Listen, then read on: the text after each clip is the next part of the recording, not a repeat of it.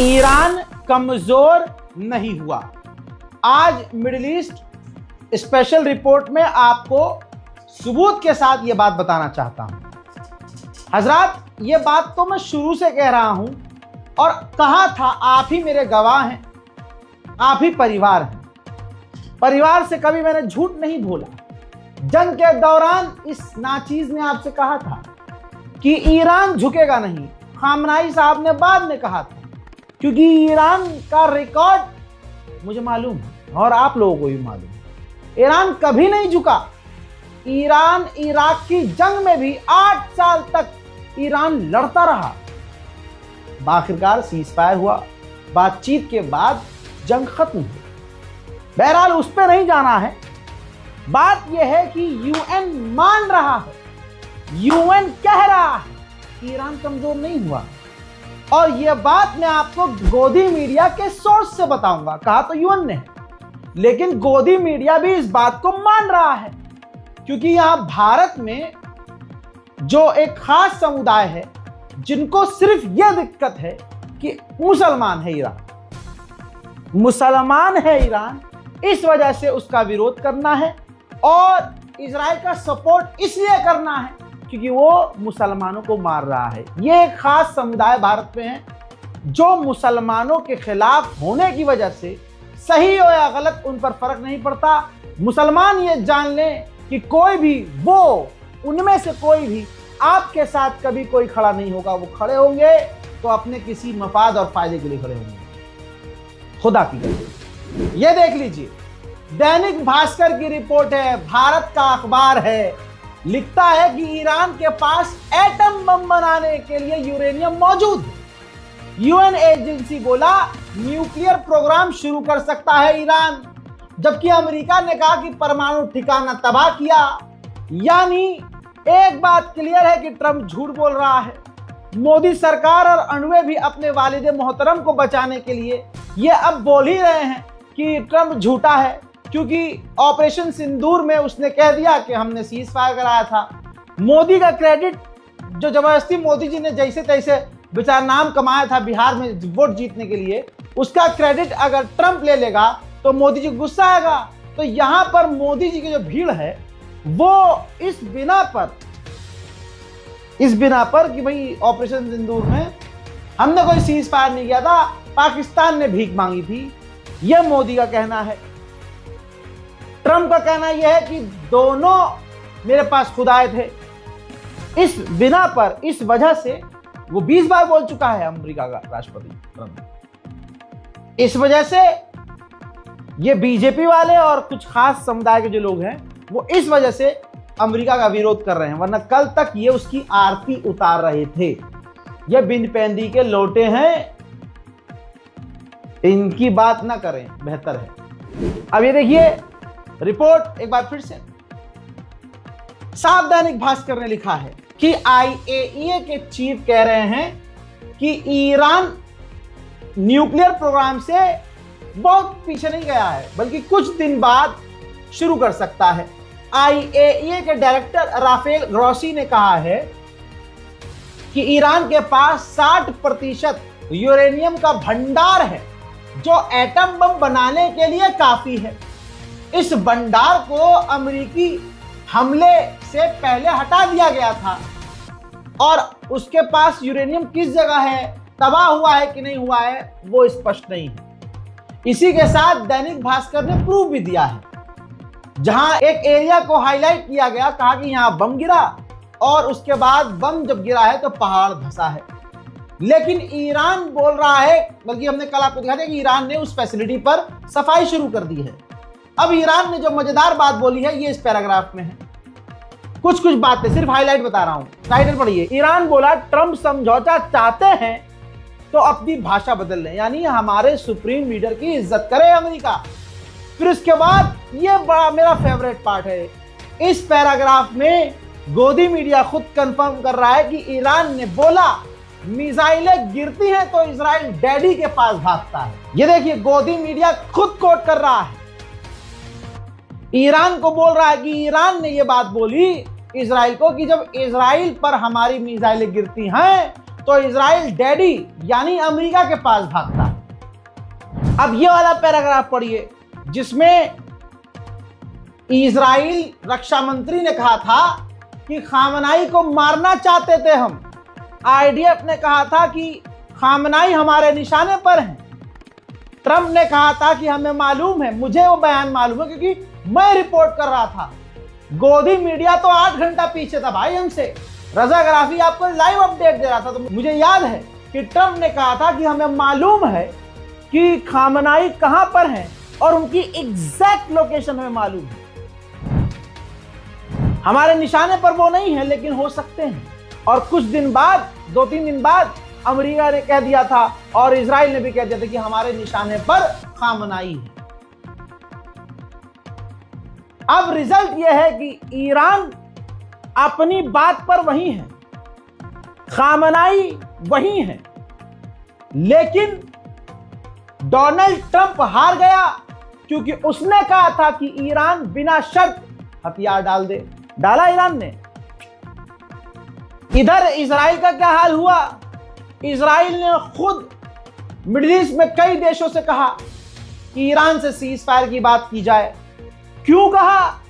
Fact पर आओ। क्योंकि अमेरिकी और इजरायली चैनल बार बार कह रहे थे, मैंने वो दिखाई भी थी रिपोर्ट जिसमें कहा गया था कि अब उसके पास, इजराइल के पास एयर डिफेंस सिस्टम की जो मिसाइल्स हैं, रॉकेट्स हैं, वो खत्म हो रही हैं। इसी वजह से ईरान की मिसाइलें अब इजराइल में गिर रही थी। एश्केलोन, तेल अवीव और हाइफा पर ईरान की मिसाइलें दनादन गिर रही थी और उससे जो तबाही मची वो अणुओं ने भी देखी, हमने भी देखी, इजराइल ने भी देखी। बल्कि इजराइल ने खुद माना कि ईरान की मिसाइलें बार बार गिर रही हैं।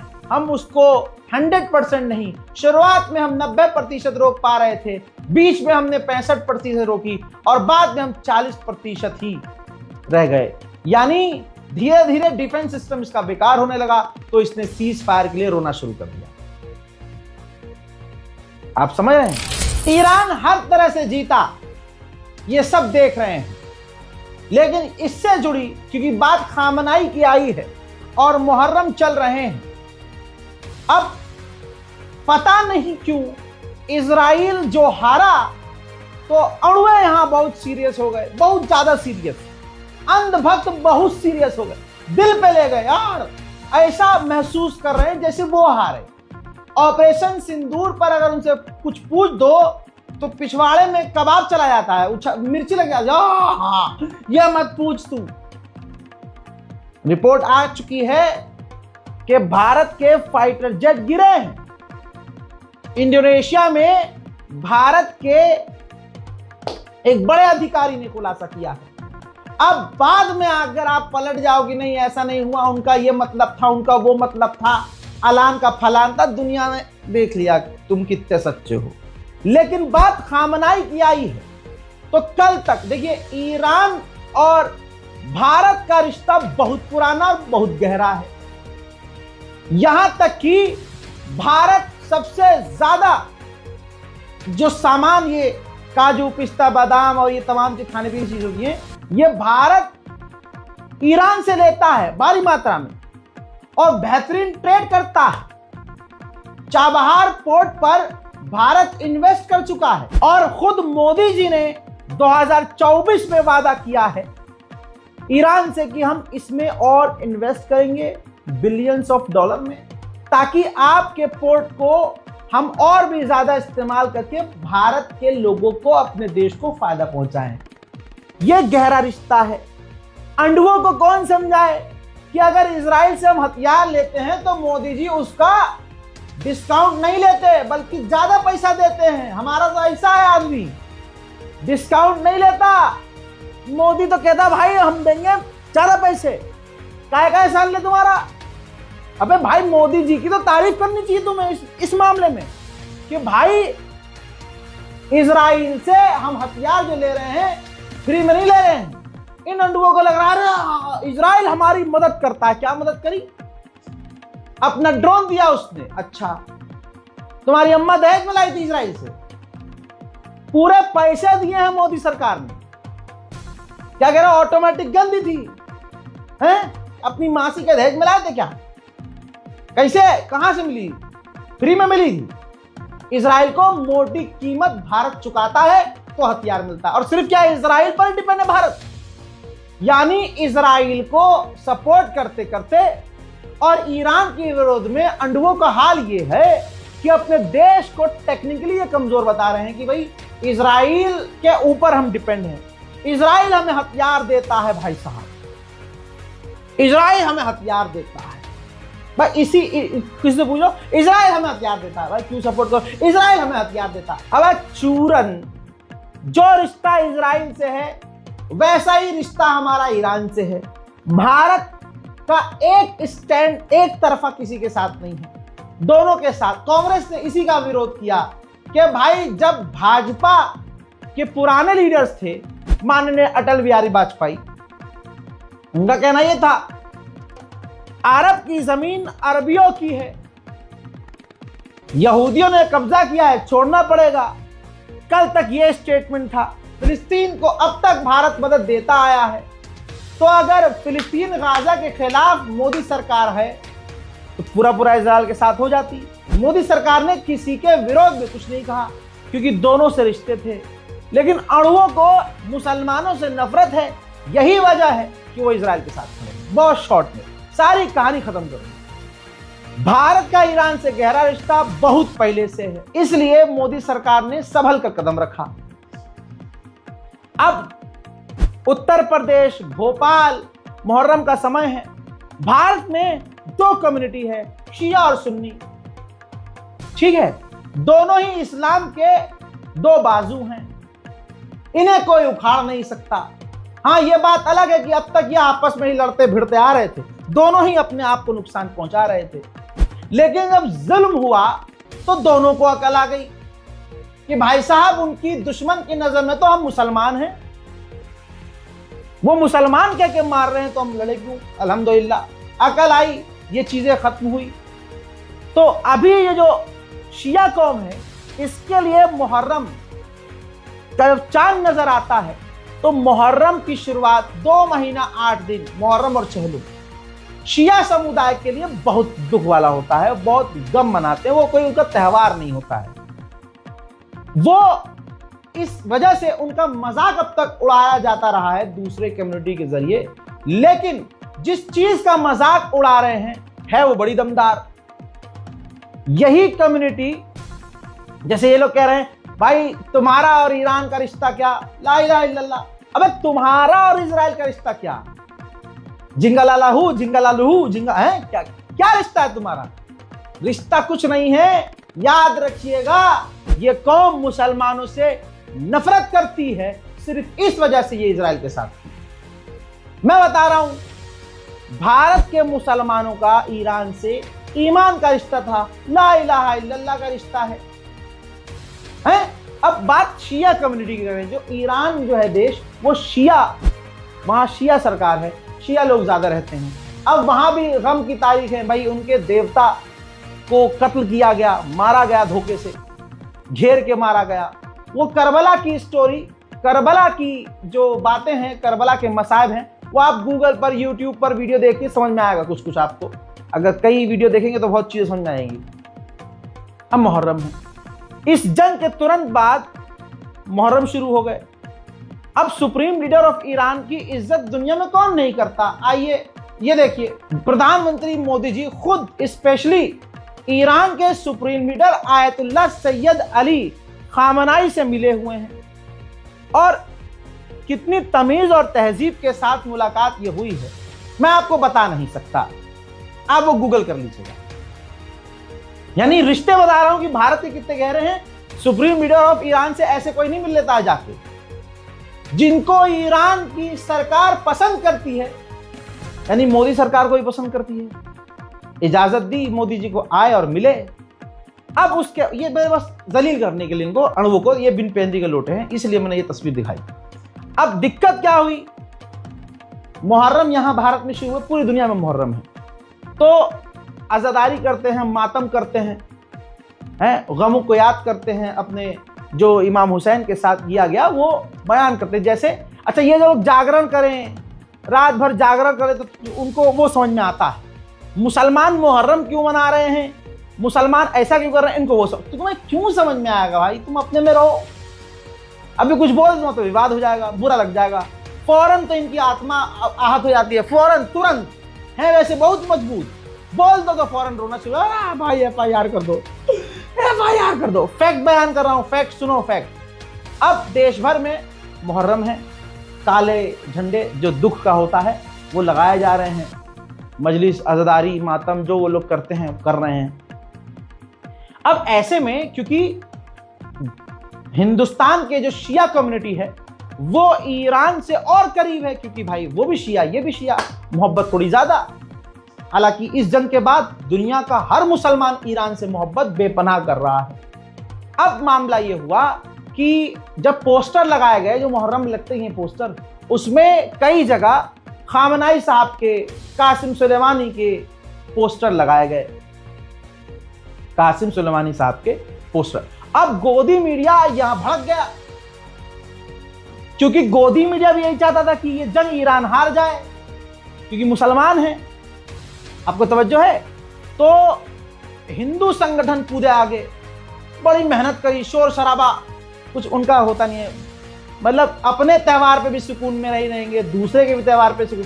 अभी आपको मालूम होगा, अभी 2-3 दिन पहले इनकी कोई रैली निकल रही थी, तो बिना आतंक के कैसे निकलेगी? चप्पल उठा के इन्होंने मस्जिद की तरफ फेंका। उसको मैंने कवर ही नहीं किया, मैं कर भी नहीं रहा हूं, मैं मुद्दे से भटक नहीं रहा हूं, मैं बता रहा हूं कि इनके यहां यही चल रहा है। अब गोदी मीडिया पागल हो गया, हिंदुत्व खतरे में फौरन पड़ जाता है इनका। ये देखिए। और राजनीति में अब बात करते हैं मुहर्रम से पहले मुस्लिमों के ईरानी प्रेम की, जिसकी 2 तस्वीरें मध्य प्रदेश के भोपाल और उत्तर प्रदेश के उन्नाव से सामने आई, जहां ईरान के सुप्रीम लीडर खामेनेई के बड़े बड़े पोस्टर लगाए गए। ईरानी सेना के बड़े लीडरों और शिया समुदाय के प्रभावशाली धार्मिक नेताओं का समर्थन किया गया। साथ ही काले झंडे लगाकर इजराइल का खुलेआम विरोध भी किया गया, जिस पर बवाल मच गया। मुहर्रम से पहले भोपाल में ईरान समर्थित पोस्टर लगाए गए हैं। इन पोस्टरों में ईरान के नेताओं की तस्वीरें भी लगी हुई हैं। मध्य प्रदेश की राजधानी भोपाल में मुहर्रम से पहले ईरान के समर्थन में पोस्टर लगाए गए हैं। इन पोस्टरों में ईरान के नेताओं की तस्वीरें लगी हैं। भोपाल रेलवे स्टेशन के प्लेटफॉर्म नंबर 6 के पास ईरानी डेरा में बड़े बड़े पोस्टर चस्पा किए गए हैं। इनमें आयतुल्ला अली खामेनेई, अली अल सिस्तानी, जनरल मोहम्मद बाघेरी समेत कई नेताओं की तस्वीरें शामिल हैं। भोपाल में ईरान समर्थित पोस्टर लगे। मुहर्रम से पहले ईरान समर्थित पोस्टर यहाँ देखे गए। दरअसल ईरान के सुप्रीम लीडर का पोस्टर यहाँ पर लगाया गया है, खामेनेई का पोस्टर। ये तस्वीरें आप देख सकते हैं, कई ईरानी लीडर के पोस्टर भी यहाँ पर लगाए गए हैं। और जब से ये पोस्टर लगे हैं, प्रशासन में हड़का मचा हुआ है। लेकिन ईरान के सुप्रीम लीडर खामेनेई का पोस्टर यहाँ बाकायदा सड़कों पर लगा हुआ दिखाई दिया। खामेनेई के अलावा ईरान के कई और लीडर्स के फोटो यहाँ सड़कों पर नजर आए। ये डर क्यों भाई? अब ये देखिए, उन्नाव उत्तर प्रदेश में वहां जो पोस्टर लगे थे वो हटाए गए, यूपी पुलिस ने जाके हटवाए। शिया कौम को पूरी तरह से आहत किया गया, जितना शिया कौम को तकलीफ दी जा सकती थी दी गई, क्योंकि ये खामेनेई उनके रिलीजियस नेता भी हैं। जी हाँ, इमाम हैं, उनकी बातों पर अमल करते हैं। और आज तक इस खामेनेई जिनके पोस्टर को उतरवाया जा रहा है, भारत के खिलाफ एक शब्द इस आदमी ने नहीं कहा। लेकिन भारत सरकार को और हिंदू समुदाय को इतनी नफरत जागी, क्यों जागी नहीं पता, कि भाई साहब खामेनेई के पोस्टर बर्दाश्त न कर पाए और ये पोस्टर उतरवा लिए गए। शिया समुदाय आहत है, लेकिन वो बात अलग है कि वो अपना स्टैंड नहीं ले पा रही है, क्योंकि वो माइनॉरिटीज में भी माइनॉरिटी है। शिया बहुत कम तादाद में है, अहले सुन्नत हजरात हम ज्यादा हैं, वो कम है, तो उनकी सुनेगा कौन? हालांकि मैं अंधभक्तों से ये कहूंगा, भाई मुहर्रम है, शियों से मत अटकना। ये वो कौम है जो गमे हुसैन में तलवार अपने सर पर मार लेती है, छुरी जंजीर अपनी पीठ पर गाड़ लेती है, सीना अपना फाड़ लेती है, सिर्फ इस गम में ये कहते हुए कि अगर हम करबला में होते तो ऐ इमाम हुसैन, हम अपना खून बहाने से नहीं डरते। हर शिया का अलग कॉन्सेप्ट है, सुन्नी का अलग है, फिर सुन्नियों में जो चीजें बहुत सारी, सबका अलग अलग है, लेकिन ये जज्बा है उनका। कहने का मतलब ये है कि भैया तुम उन्हें जेल से, गोली से, तलवार से मत डराओ। वो इमाम हुसैन का नाम लेके अपना यह हाल कर लेते हैं तो बाबू तुम अटकोगे तो तुम्हारा क्या होगा। और यही वो कौम है जो देश के लिए गोली खाने के लिए सबसे आगे जाती है। मुसलमान को ऐसा मत समझो भाई, तुमसे ज्यादा, और तुम तो हो ही नहीं, तुम तो देशभक्ति, तुम तो सिर्फ फर्जी हो। ऑपरेशन सिंदूर का गद्दार याद है आपको? जिस वक्त पाकिस्तान और हिंदुस्तान की जंग चल रही थी, बताओ कोई मुसलमान गद्दारी कर रहा था? लेकिन गोदी मीडिया कंफर्म कर रहा है, विशाल यादव जो नौसेना के दफ्तर में काम करता था, सेंसिटिव जानकारियां पाकिस्तान की आईएसआई को शेयर कर रहा था। उफ, भगवान ने क्या जलील किया है तुमको जो मुसलमानों को गद्दार कहते हैं। भगवान उनकी औकात दुनिया को दिखा रहे हैं। ये देखिए गोदी मीडिया खुद बता रहा है, गिरफ्तार हो चुका है, उसने कबूल भी कर लिया है कि हाँ मैं देश विरोधी गतिविधि में लिप्त था, लेकिन दिक्कत इन्हें मुसलमानों से। नौसेना भवन से गिरफ्तार जासूस क्लर्क विशाल यादव से पूछताछ में बड़ा खुलासा हुआ। ऑपरेशन सिंदूर के दौरान विशाल से पाकिस्तानी महिला हैंडलर ने भारतीय नौसेना की तैयारियों की जानकारी मांगी थी। उसने ये भी पूछा था कि क्या पाकिस्तान के खिलाफ भारतीय नौसेना कोई ऑपरेशन करने जा रही है। जानकारी के मुताबिक विशाल नौसेना भवन से दस्तावेज बाहर लाकर कार में बैठकर उनकी फोटो लेता था और उसे पाकिस्तानी हैंडलर को भेजता था। जिस पाकिस्तानी हैंडलर के संपर्क में विशाल था वो आईएसआई एजेंट बताई जा रही है और आईएसआई की हैंडलर से उसे 5 लाख रुपए भी मिल चुके हैं। तो देखिए किस तरीके से बड़ी हेराफेरी यहां पर की गई है। बताइए, खामनाई से दिक्कत है इन्हें भाई साहब। पोस्टर देखो, दिक्कत अगले को भी हो सकती है, मोदी जी को भी अच्छा ही लगेगा भाई। जो आदमी आपकी मौत के सर्टिफिकेट पर अपना फोटो चिपकवा दे, कोविड-19 कोविड से मरने वाले लोग उनके डेथ सर्टिफिकेट पर अपना फोटो, और आपने जो टीका लगवाया उस पर फोटो, ट्रेन के आगे फोटो, सड़कों पर जो कूड़ेदान वाली बसें चल रही हैं उस पर फोटो, कूड़ेदान ई रिक्शा जो चल रहा है कूड़े वाला उस पर मोदी जी की फोटो, हर जगह फोटो, कहां नहीं छपवाई फोटो। ऑपरेशन सिंदूर चल रहा था, भाजपा ने कहा कि इस ऑपरेशन के नाम पर हम वोट नहीं मांगेंगे। एक तरफ ये कह रहे थे, दूसरी तरफ पोस्टर छप रहा था। तवज्जो है।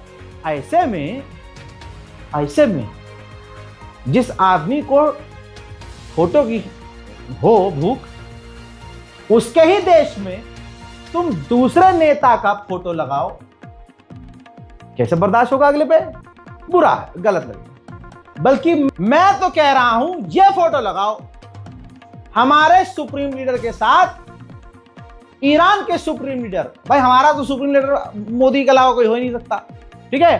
तो मोदी जो साहब हैं, मोदी जी की ये तस्वीर जो सुप्रीम लीडर साहब के साथ है, भाई ये तस्वीर जो है ये पोस्टर लगाया जाए। हिंदुस्तान के जो सुप्रीम लीडर हैं वो ईरान के सुप्रीम लीडर के साथ ये वाली जो फोटो है खास ये लगाए, फिर देखते हैं यूपी पुलिस कैसे उतारती है फोटो। अरे मोदी जी खुद ने, भाई हमारी आत्मा भी आहत इसलिए होगी कि आपने मोदी का फोटो उतारा, ठीक है? तो ये थोड़ा स्मार्टली काम कीजिए आप लोग कि आप पोस्टर आपको लगाना है तो पहले आप जो है पुलिस वालों से जाकर पूछ लिए। मैंने एक बयान भी सुना, मेरे दोस्त बता रहे थे, अंतिम कल में काम करते हैं, बोलते हैं रजा भाई यहाँ जो है अधिकारी ने थाना में जो काम करते हैं, एसपी साहब हैं और इंस्पेक्टर, उन्होंने जो है जहाँ मजलिसें हो रही हैं, प्रोग्राम हो रहे हैं, उनको नोटिस भेजा है कि आप किसी तरह का राजनीतिक पोस्टर नहीं, राजनीतिक पोस्टर है ही नहीं भाई, वो हमारे धर्मगुरु हैं फॉर एग्जाम्पल, तो इसमें राजनीति वाली बात लिखी नहीं है। अगर देश विरोधी कोई बात लिखी हो तो पूरे मजमे को गिरफ्तार करके जेल में डालो। खुला बोल रहा हूं भाई, अगर पोस्टर पर हिंदुस्तान विरोधी, भारत विरोधी, मोदी विरोधी बात लिखी है तो करो, एक्शन लो। खाली फोटो लगाए और धार्मिक बात लिखी है तो आप ये कैसे, मतलब बहरहाल अब ये शिया कम्युनिटी के ऊपर है कि डायरेक्ट प्रधानमंत्री मोदी तक पहुंचे। मौलाना कल्बे जवाद साहब हैं, बहुत सीनियर लीडर हैं, और मोदी जी से कई बार उनकी मुलाकात है। मुझे उम्मीद है कि वो डायरेक्ट मोदी जी से बात इस बारे में कर सकते हैं तो करें।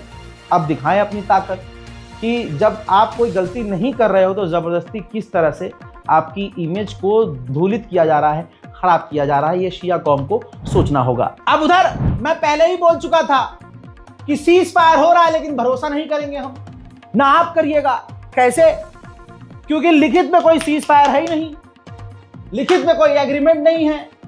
और सीज फायर के 4 दिन बाद इजराइल के डिफेंस मिनिस्टर ने कह दिया कि जैसे हम लेबनान के साथ कर रहे हैं कि सीज फायर तो है लेकिन हम रूटीन वाइज हमला करते रहते हैं, वैसे ही हमने आदेश दिया आईडीएफ को कि ईरान पर भी हमला करते रहो। एज ए इंडियन सबसे पहले मैं कश्मीर, दिल्ली, गुजरात, जहां जहां से अलग अलग स्टेट, खासकर लखनऊ, उधर उत्तर प्रदेश में और भी बहुत सारे जो गए थे छात्र पढ़ने के लिए हिंदुस्तान के, मैं हाथ जोड़ रहा हूं भैया। मुझे पता है आप मौत से नहीं डरते, लेकिन 2 महीना 8 दिन आप यहाँ मुहर्रम के लिए यहाँ अपने मुल्क में रहिए, पूरा मामला शांत होने दीजिए। ऐसा ना हो कि फ्लाइट खुले और तुरंत आप 10 दिन बाद, 1 महीने बाद भाग जाएं। थोड़ा पूरा मामला, क्योंकि आप कितने परेशान हुए, अगर आप परेशान नहीं हुए तो वापस कैसे आए, क्यों आए भाई? तो देखिए, अपना मुल्क जैसा भी है हमारा है। अपने मुल्क में जो हम चैन से जितने हैं, ठीक है, जो इंटरनल इश्यूज हैं वो हैं, उसकी आलोचना भी हो रही है, सवाल भी किए जा रहे हैं, पक्ष विपक्ष है उसके लिए। लेकिन अगर आप वापस आए तो आपको ये सोचना होगा कि भाई थोड़ा सा गैप करके जब शांत हो मामला तब हम जाएं, जब पूरी तरह से सेफ हो जाए मामला। ठीक, ये मेरी एक पर्सनल रिक्वेस्ट थी आप लोगों से। अब दोस्तों, बात वही आ गई है कि इजराइल के डिफेंस मिनिस्टर ने कहा था कि हम ईरान पर हमला ऐसे करते रहेंगे। हालांकि इतना हलवा तो नहीं है, लेकिन अब ये रिपोर्ट है, ईरान के डिफेंस मिनिस्टर ने सऊदी अरब के डिफेंस मिनिस्टर से फोन पर बात की और उनसे जानकारी शेयर की कि पहली बात तो जो हुआ है वहां उसके बारे में बात की। और उन्होंने मेन पॉइंट ये कहा, जो मैं आपको बता रहा हूं, कि हमें भरोसा नहीं है कि इजराइल सीज फायर की इज्जत करेगा। हमें ऐसा लगता है कि आगे वो कुछ न कुछ जरूर करेगा, और अगर उसने ऐसा किया तो हम जवाबी कार्रवाई करेंगे। यानी अपने साथियों को ईरान ने बताना शुरू कर दिया है, कहना शुरू कर दिया है कि हाँ जी, हमें पता है ये धोखा देगा और हम बचाव करेंगे। खतरा अभी भी बना हुआ है। अब सोचिए, ईरान ने अपने जेल में जो पॉलिटिकल कैदियों को रखा गया, विपक्ष को जो कैद करके रखा गया था, है ना, तो इजराइल ने सोचा कि हम उस जेल पर हमला करके जेल तोड़ देंगे, विपक्ष के लोग भाग जाएंगे और ईरान में जो है सरकार गिराई जाएगी, सरकार को अंदर अंदर से तोड़ दिया जाएगा और सत्ता पलट दी जाएगी और ईरान में कोहराम मच जाएगा। नहीं, ऐसा हुआ नहीं, बल्कि इससे मामला और खराब हो गया। उस जेल पर, जो इरविन जेल पर इजराइल ने हमला किया, उस जेल के अंदर मौजूद 71 कैदी, पॉलिटिकल प्रिजनर जो थे, मारे गए। मैंने कल ही बताया था कि ट्रंप के तेवर नरम है। ट्रंप ने कंफर्म किया है कि अगर वो पीसफुल रहे, वो मतलब ईरान अगर पीसफुल रहे और हमारी बात थोड़ी सी समझ ली, मान ली, कोऑपरेट किया, तो हम ईरान से पाबंदी हटा देंगे। हजरात, उधर ईरान अभी भी पूरी तरह से भौकाली पर है।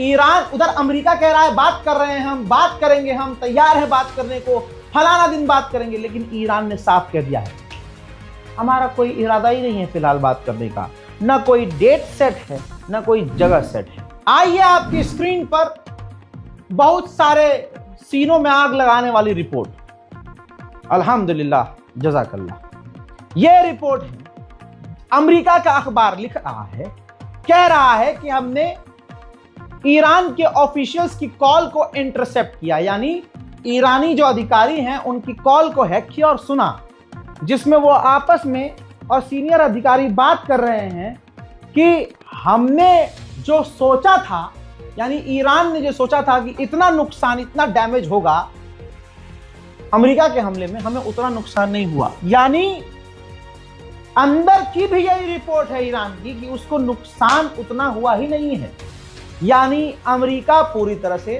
फेल हो गया है। लेकिन ईरान की मिसाइल जो इजराइल की विजमैन साइंस इंस्टीट्यूट पर गिरी, जहां वो बायोलॉजिकल हथियार, एडवांस हथियार बनाता था वो पूरी तरह से तबाह हो गई। सबूत ये सैटेलाइट इमेज से देखिए, आपको ये पूरा काला काला एरिया नजर आ रहा है जो एकदम धूल में लिपटा हुआ है, जो काले गुबार में है। हजरात, ये विजमैन इजराइल की इंस्टीट्यूट है जो पूरी तरह से खत्म हो चुकी है। उधर फ्रांस भी गिरा रहा है ईरान के आगे। पेजेश्कियान को फोन किया है ईरान के राष्ट्रपति को। सफेद शैतान इमैनुअल मैक्रोन ने फोन करके कहा कि जो सीजफायर हुआ है भैया, इसको मानिए, फॉलो कीजिए, इसको मत तोड़ना। हमारे फ्रांसीसी लोगों को जासूसी के आरोप में जो आपने गिरफ्तार किया है उनको आप रिहा कीजिए। और तीसरी रिक्वेस्ट ये है कि आपके यहाँ जो न्यूक्लियर फैसिलिटी है उसकी थोड़ी जांच वांच पड़ताल करने, मतलब रिपोर्ट बनाने दीजिए IAEA को।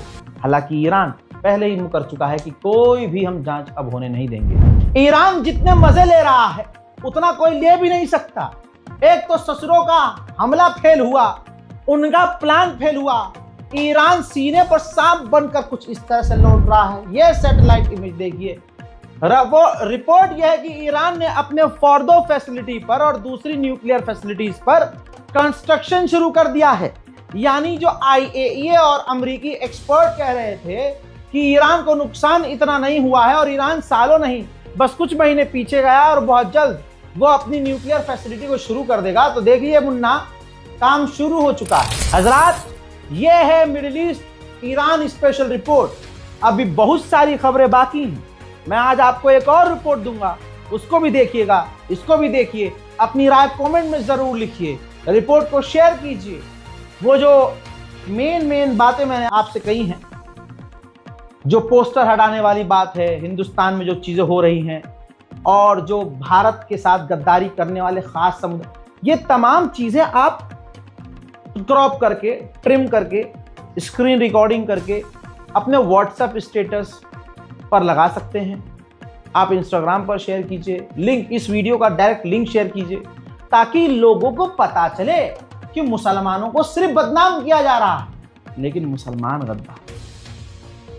किस तरह से किस कौम को ईरान से नफरत है। मैं कह रहा हूं ठीक है, नफरत है, दम है तो ईरान से रिश्ते तोड़ लो।